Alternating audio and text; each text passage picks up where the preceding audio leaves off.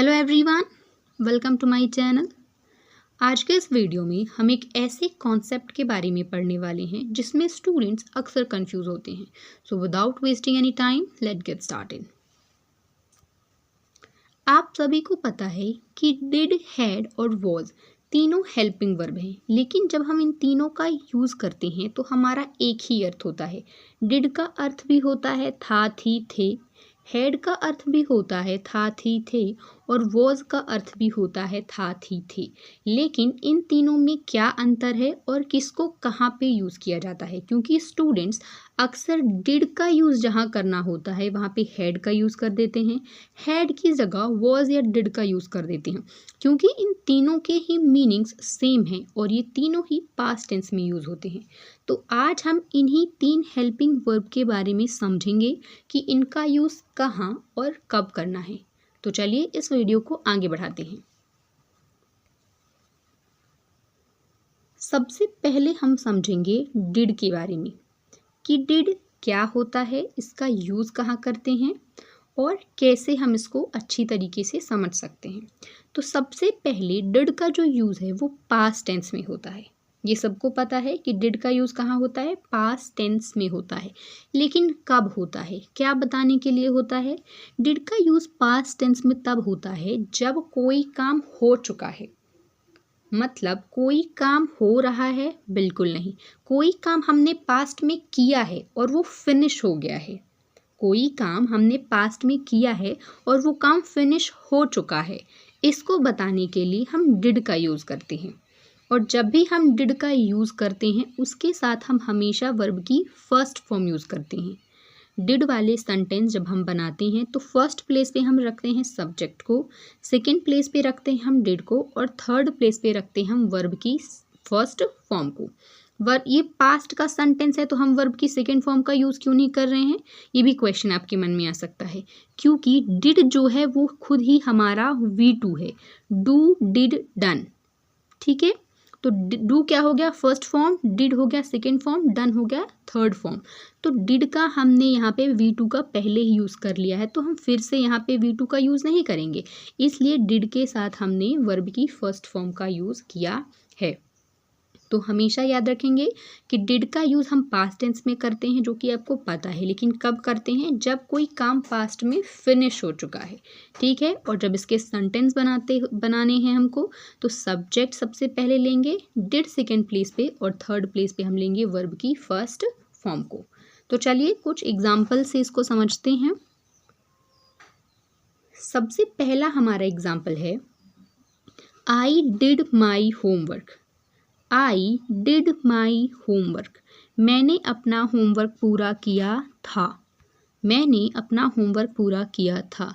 First place पे हमारा आई जो कि सब्जेक्ट है, डिड हमारा सेकंड प्लेस पे है, माई होमवर्क हमारा थर्ड प्लेस पे है। सबसे पहले हमारा क्या है? सब्जेक्ट है, डिड हमारा सेकंड प्लेस पे है और वर्ब की फर्स्ट फॉर्म हमारी कहाँ पे है? वर्ब की फर्स्ट फॉर्म हमारी है थर्ड प्लेस पे। और ये काम कब हुआ है? पास्ट में, ये काम फिनिश हो चुका है। मैंने अपना होमवर्क पूरा किया था। I did my homework. Next है, उन्होंने प्रतियोगिता में अच्छा प्रदर्शन किया था। They did well in the competition. They did well in the competition. They हमारा सब्जेक्ट है, डिड हमारा सेकेंड प्लेस पे, वर्ब की फर्स्ट फॉर्म हमारी थर्ड प्लेस पे, इन द कॉम्पिटिशन हमारा ऑब्जेक्ट हो गया। उन्होंने प्रतियोगिता में अच्छा प्रदर्शन किया था। They did well in the competition. अब इसी प्रकार के आप और भी सेंटेंसेस बना सकते हैं, पॉजिटिव सेंटेंसेस, लेकिन नेगेटिव सेंटेंसेस भी हम बनाना सीख सकते हैं। लेकिन सिर्फ हमको क्या करना है, ये देखिए, जैसे उसने मीटिंग में भाग नहीं लिया था। उसने मीटिंग में भाग नहीं लिया था। She did not attend the meeting. She did not attend the meeting. हमको क्या करना है? सब्जेक्ट लेना है, ठीक है, डिड नॉट का यूज़ करना है एंड देन वर्ब की फर्स्ट फॉर्म का यूज़ करना है।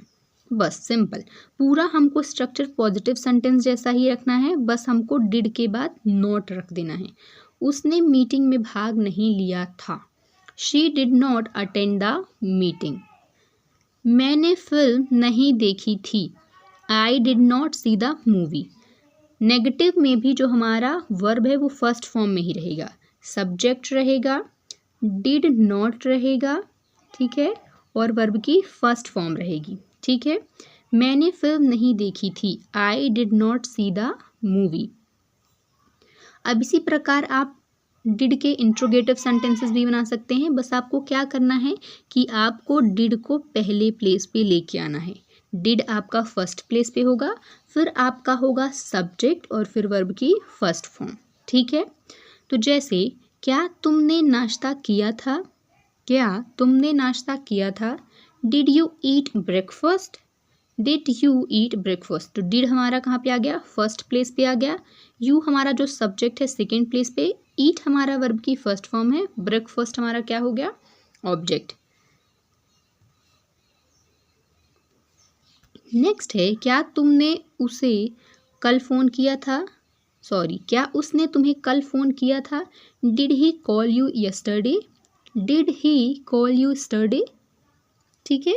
तो हमने क्या समझा कि डिड का यूज़ हम कब करते हैं, जब कोई काम पास्ट में कंप्लीट हो चुका हो, और जब हम इसका स्ट्रक्चर बनाते हैं तो subject plus did plus verb की फर्स्ट फॉर्म। नेगेटिव बनाना है तो डिड के बाद हमको नॉट ऐड कर देना है, और अगर हमको इंट्रोगेटिव बनाना है तो डिड को हमको फर्स्ट प्लेस पे लाना है और सब्जेक्ट और मेन वर्ब लिखना है, ओके। नेक्स्ट अब हम समझते हैं वॉज के बारे में। वॉज, जो हमारा वॉज है वो भी हम पास्ट टेंस में यूज़ करते हैं, लेकिन किस प्रकार के पास्ट टेंस में, पास्ट कंटिन्यूअस टेंस में, पास्ट कंटिन्यूअस टेंस में।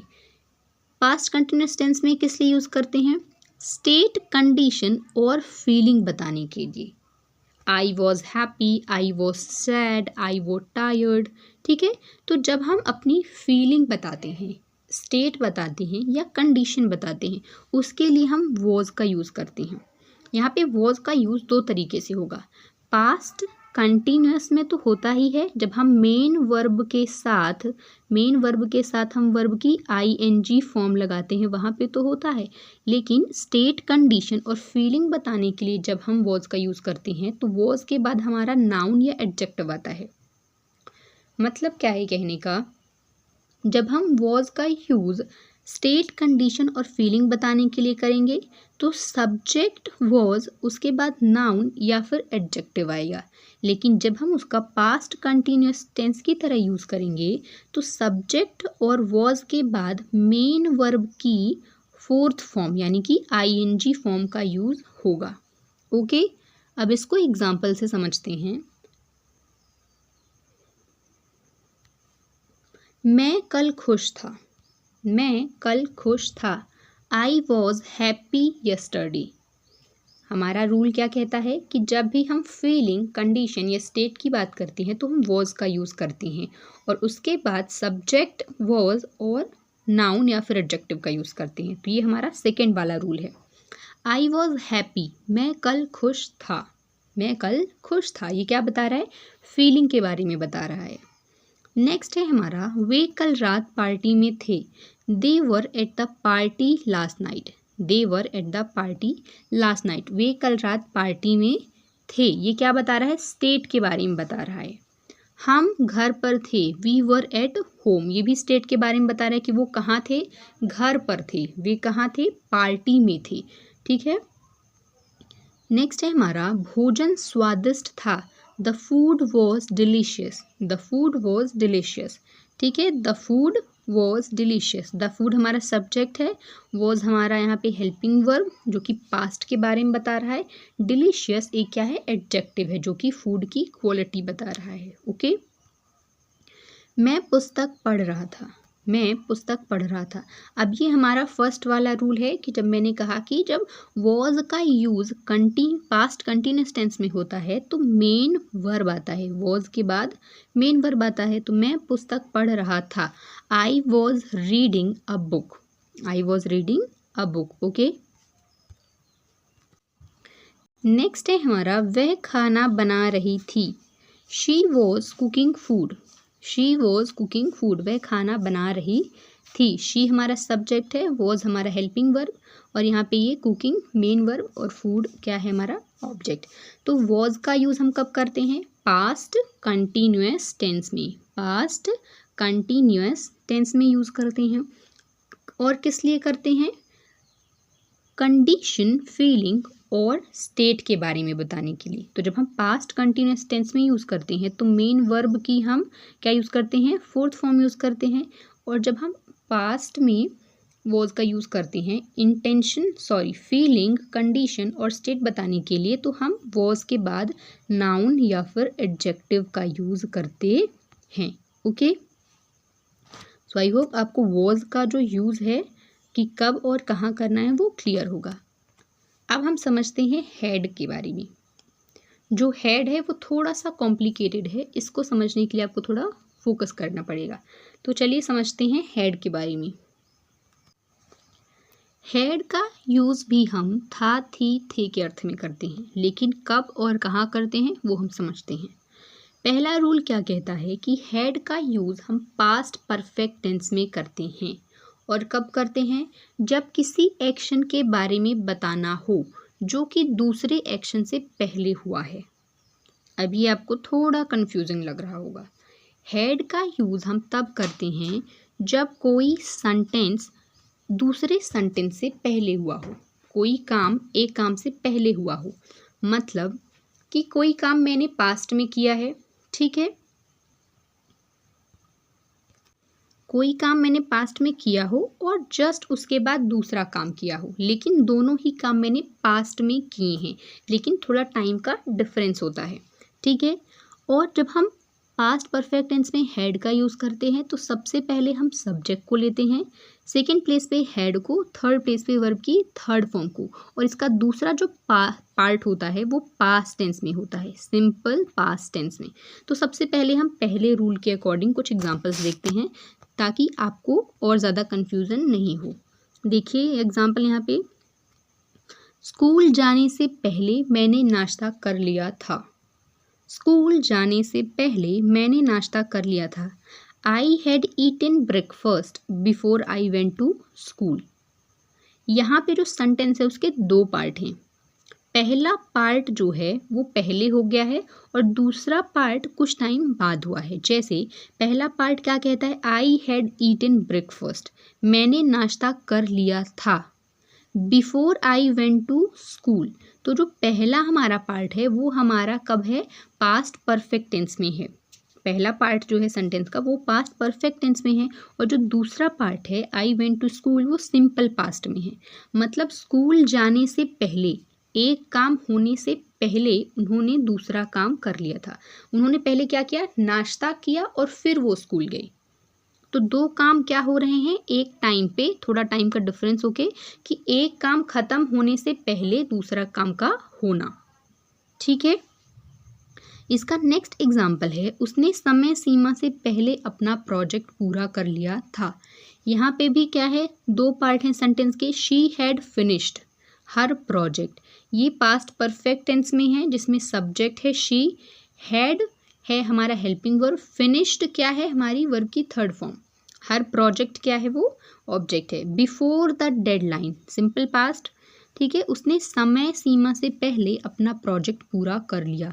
She had finished her project before the deadline, ठीक है। तो हमारा जो हैड का पहला रूल था क्या कह रहा था कि कब यूज़ होता है हैड? ये किसी एक्शन के बारे में बताने के लिए जो दूसरे एक्शन से पहले हुआ है, ठीक है। दो एक्शन एक साथ हो रहे हैं लेकिन कुछ टाइम के बाद, ठीक है। तो पहला जो पार्ट है वो किस में होगा? पास्ट परफेक्ट में, और दूसरा सिंपल पास्ट में, ओके। इसका नेक्स्ट यूज़ हम करते हैं पोजीशन और रिलेशन बताने के लिए। जब पास्ट में हमको अधिकार और संबंध के बारे में बताना होता है तो भी हम हैड का यूज़ करते हैं। ये वाला जो रूल है वो काफ़ी सिंपल है, आइए इसको भी एग्जांपल से समझते हैं। पहला एग्जांपल है, उसके पास एक कार थी। He had a car, he had a car. अब ये क्या बता रहा है? ये सिंपल पोजीशन के बारे में बता रहा है कि उसके पास एक कार थी, उसके पास बहुत पैसा था, उसके बहुत सारे दोस्त थे। तो ये क्या बता रहा है? पोजीशन के बारे में बता रहा है, अधिकार के बारे में बता रहा है कि उनके पास ऐसी ऐसी चीज़ें थी। तो उनके पास एक कार थी, ही हैड अ कार। उनके पास बहुत पैसा था। They had a lot of money. They had a lot of money. उसके दो भाई थे। उसके दो भाई थे। He had two brothers. अब ये क्या बता रहा है, ये रिलेशन के बारे में बता रहा है। क्या बता रहा है, रिलेशन के बारे में, कि उसके दो भाई थे। कब, पास्ट में। ठीक है, तो हैड का यूज़ हम पोजीशन और रिलेशन बताने के लिए करते हैं। ही हैड टू ब्रदर्स, उसके दो भाई थे। ही हमारा सब्जेक्ट है, हैड हमारा पास्ट को दर्शा रहा है, टू ब्रदर मतलब दो भाई। ठीक है, तो क्या बता रहा है, ये रिलेशन बता रहा है। उसके बहुत सारे दोस्त थे। He had a lot of friends. Past की बात कर रहा है कि उसके बहुत सारे दोस्त थे। He had a lot of friends. Okay, so I hope आपको डिड, वॉज और हैड में जो डिफरेंसेस हैं समझ में आए होंगे कि हमको उनको कहाँ और कब यूज़ करना है।